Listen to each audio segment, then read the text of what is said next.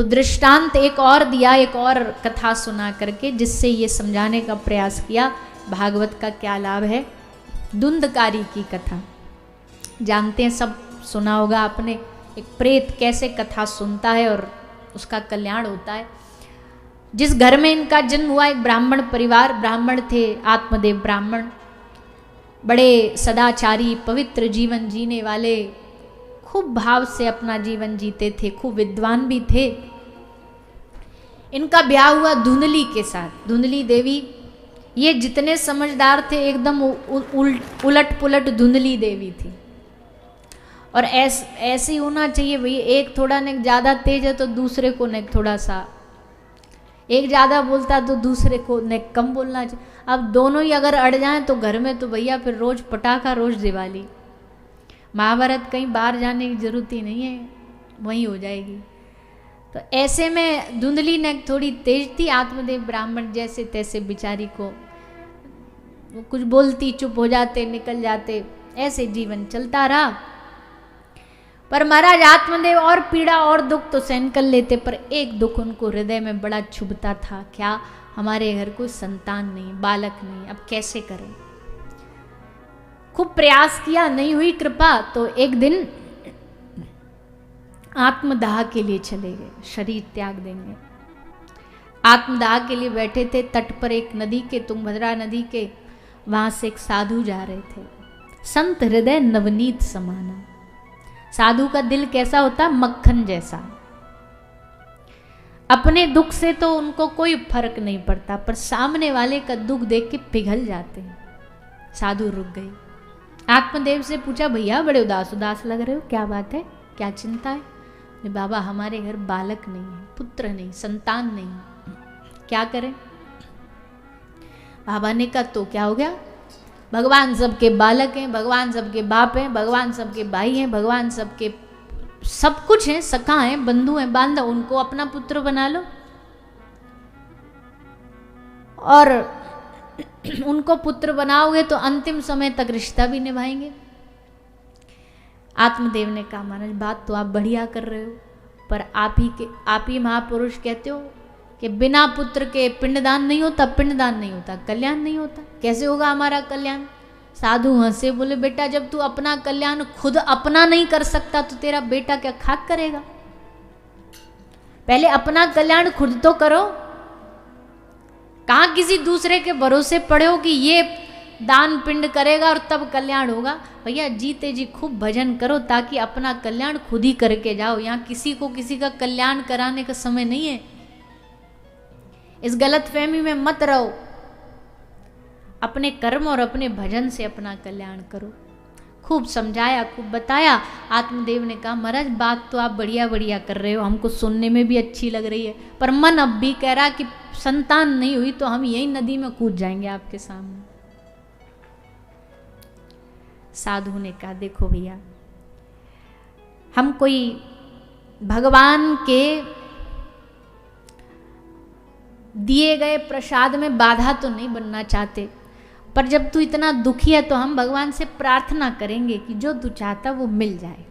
ले, झोली से एक फल लेके दे दिया, बोल जा पत्नी को खिला देना। भगवान से प्रार्थना करना, वो ही कल्याण करेंगे।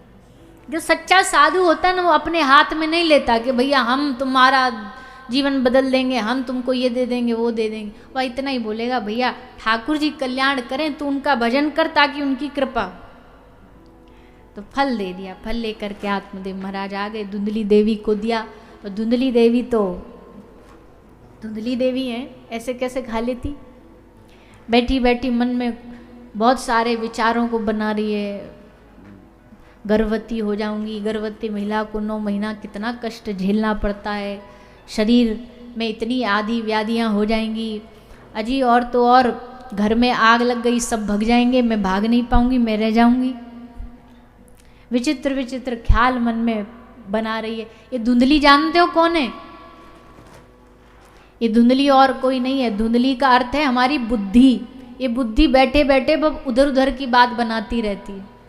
काम धंधा कुछ होता नहीं इस बुद्धि के पास, इसलिए बस यहाँ तहाँ तेड़म में बल लगी रहती है। शांति से प्रिय नहीं है, शांति से अच्छी नहीं लगती। इसलिए धुंधली ही हमारी बुद्धि है। अब देवी धुंधली सोच रही है, और जी बालक कहीं सुखदेव जी की तरह 12 साल तक गर्भ में ही रह गया तो क्या करूँगी। और सबसे बड़े संकट की बात क्या है, बोले जब बालक होता है, छोरा छोरी कुछ भी होती है, तो घर में ननद आती है देखभाल के लिए, आती है ना जापा करने, देखभाल करने के लिए। बोले वो आएगी, बढ़िया बढ़िया माल देना पड़ेगा, हमारा कीमती सोना ले जाएगी, साड़ियाँ ले जाएगी, चाबी देनी पड़ेगी। अब नहीं, हम नहीं करेंगे ये बालक फालक। तो ऐसी सोच ही रही थी कि उसकी बहन भी वहाँ आ गई। बहन ने भी उसकी हाँ में हाँ मिला करके उसको एक सुझाव दे दिया कि देख, तेरे घर धन की कमी नहीं है, हमारे घर बच्चों की कमी नहीं है, खूब ढेर बच्चे हैं, और अभी भी एक बालक का हमारे गर्भ से जन्म होने जा रहा है। एक काम करते हैं, तू हमको पैसा दे देना, हमारा पति उसमें खुश हो जाएगा, हम अपना बालक तुझे दे देंगे। बोले फिर इस आत्मदेव ब्राह्मण को क्या बोलूँ। बोले उनको कह देना फल खा लिया मैंने, और जैसे गर्भवती रहती है वैसे नाटक करके रहना 9 महीना, फिर हम बालक को रात में भिजवा देंगे। बोली इस फल का क्या करूं। बोले फल को ये गैया है ना तुम्हारे घर पे, उसको भी तो बालक नहीं होता। बोले हाँ। बोले उसको खिला दो, महाराज जी के फल की परीक्षा भी हो जाएगी, पता लगे कितना भारी महात्मा है, और तुम्हारा काम भी बन जाएगा, हमारा भी बन जाएगा। धुंधली बोली वाह, ऐसा ही होना चाहिए। तो धुंधली तो है बुद्धि, और उसकी छोटी बहन कौन है, ये मन। जब बुद्धि गलत काम करती है तो मन उसको सहारा दे देता है, हाँ हाँ सही कर रही है, सही सही है, एकदम आगे बढ़ो आगे बढ़ो, मन उसको सहारा दे देता है। इसलिए धुंधली ने फल को गाय को खिलाया, और कुछ समय बाद धुंधली की बहन से जब बालक हुआ तो उसने आधी रात में उस बालक को भिजवा दिया, और गाय के गर्भ से भी एक बालक हुआ। गाय के गर्भ से जो बालक प्रकट हुआ, संत का प्रसाद था, इसलिए मनुष्य बन के प्रकट हुआ, और उनका नाम रखा गया, क्या नाम रखा गया, गोकर्ण महाराज। और धुंधली ने अपने बालक का नाम क्या रखा, आत्मदेव। ब्राह्मण बोले देखो हमारा नाम आत्मदेव, इतना बढ़िया नाम, हम इसका नाम रख देते परमात्मदेव। तो बीच में बोली ऐसे कैसे रख दोगे, 9 महीना हमने गर्भ में रखा, हमने कष्ट सहा, हम अपने नाम पे रखेंगे। आत्मदेव बोले देवी तू रख ले। बोले हमारा नाम धुंधली, तो हमारे बेटा का नाम धुंधकारी, तो छोरा का नाम रख दिया धुंधकारी। अब तो महाराज गोकर्ण महाराज परम ज्ञानी परम पंडित, धुंधकारी महाखला, जड़मती, चोरी चकोरी, मारना पीटना, आग लगा देना, जला देना, वैश्या के साथ रहना, आदि आदि ये सब काम करता। आत्मदेव महाराज उसके इन आचरणों को देख करके बड़े दुखी हुए। मन में गृह त्याग का वैराग्य आया, पर अभी मन थोड़ा स्थित नहीं था, तो गोकर्ण महाराज ने उसमें थोड़ी अग्नि में घी डाल के, आहुति डाल के इनके वैराग्य को जागृत कर दिया, उपदेश दिया, जिसको सुन के आत्मदेव महाराज के मन में वैराग्य जागा, और आत्मदेव महाराज जंगल में जाकर के भजन करते हैं।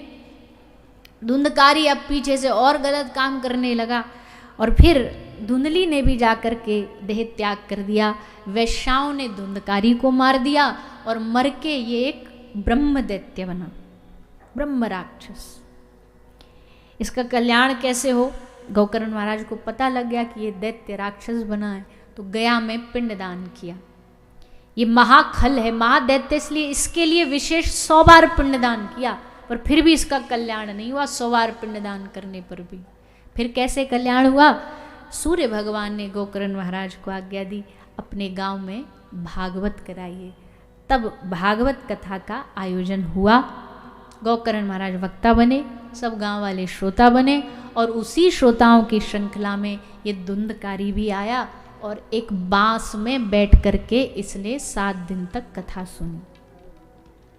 7वें दिन बांस फटा, और विमान आया इसको ले जाने के लिए भगवान के धाम से, और विमान में बैठ करके धुंधकारी भगवान के धाम गया, यानी इतने बड़े महाखल को भी पवित्र करने वाली है श्रीमद् भागवत।